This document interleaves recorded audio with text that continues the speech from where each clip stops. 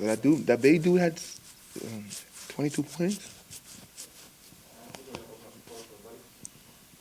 Buddy, did the shots were falling tonight? Did you feel a lot more like yourself after 3 or 4 games where you didn't have a lot of shots?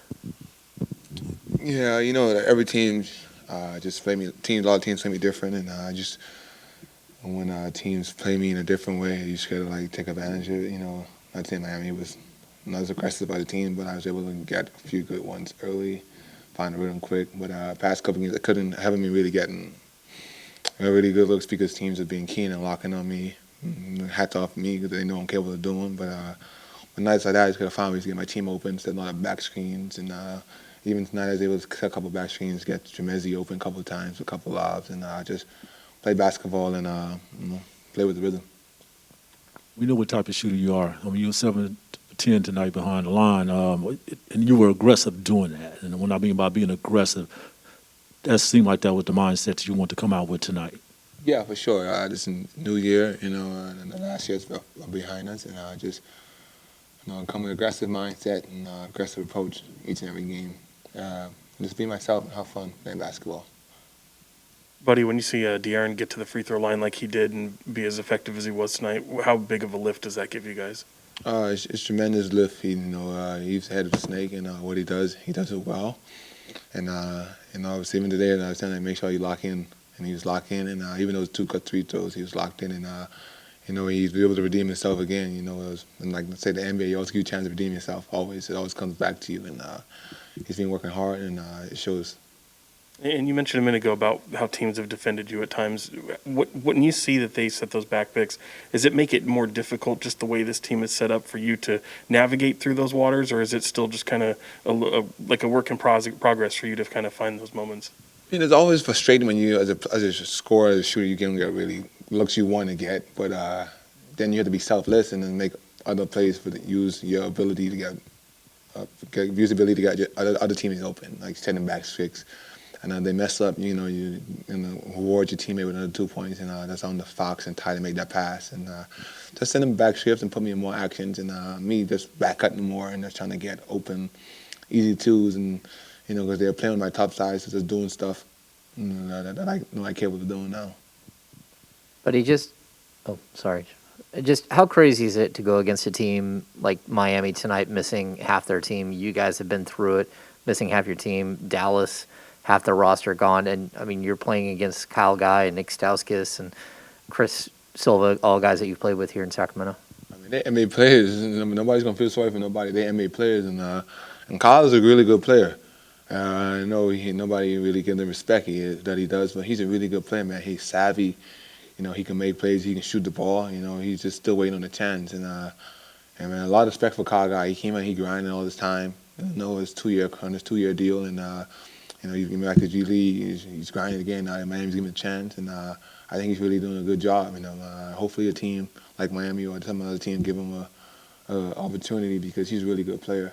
And same thing with Chris and Chris Silva too. They're guys that I know and they've been working hard, and they're all NBA players, and you gotta respect everybody, man. They know where the grind is at. They haven't been in the league, but they're working hard to get back in the league, and this league is tough to get in, and it's a grind. So hats off to those guys that are coming in and trying to prove themselves again. Buddy, how you guys got a real nice game from Damian Jones today. He's had some good ones lately. This dude got on a beard. You got a beard? You haven't seen the beard, buddy? You like it? Oh no, man! Just shave that shit off, bro. All right. My girlfriend was tired of my real face, so she said I could. So you gotta get a new face. Try to do something different. All right, I like it. Okay. So Damian Jones, how good is it to see a guy like that, come up and kind of have some opportunities and make the most of those?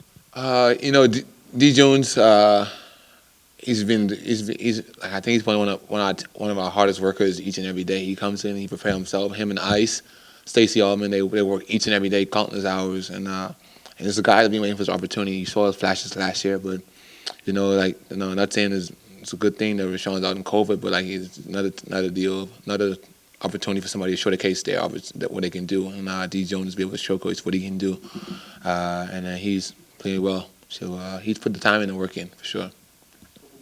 Buddy, it's been a while since we've talked to you. I was just curious why that might be. Why you've been avoiding us? You know, no, I was in the back. They're just doing treatment, and every time I come back out, I was late. I get my massages. Look, my massage guy was right there, so like Rashawn came and got me. So just because nothing against none of you guys, I got you. for sure.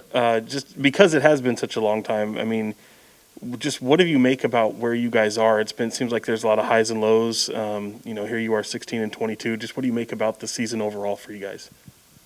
Yeah, it's mixy. You know, we win 2 games and we lose 2 games. I just think this team, we just gotta be more consistent and more. And I think you guys know that Alvin talk about it, Tyrese talk about it. I watch the interviews and stuff. But I think if we just lock in the third quarters and have better third quarter starts, and today we'll be able to weather the storm that Miami went through in the third quarter. Once we can control the third quarter, and then stay in the game, I think that we're capable of winning games in the fourth quarter. But like we put ourselves in such a deep hole in the third quarter that we can't make up ground in the fourth quarter. So just taking control of the third quarter, because we're a good team. That third quarter just being our Achilles heels. So we just gotta really lock in. And guys on the bench, there's a different vibe on the bench in the third quarter. Mo and Tristan talking on the bench and giving guys alert, back screens and stuff like that. So just trying to do this together and trying to find new ways to let's keep us locked in for the third quarter, for sure.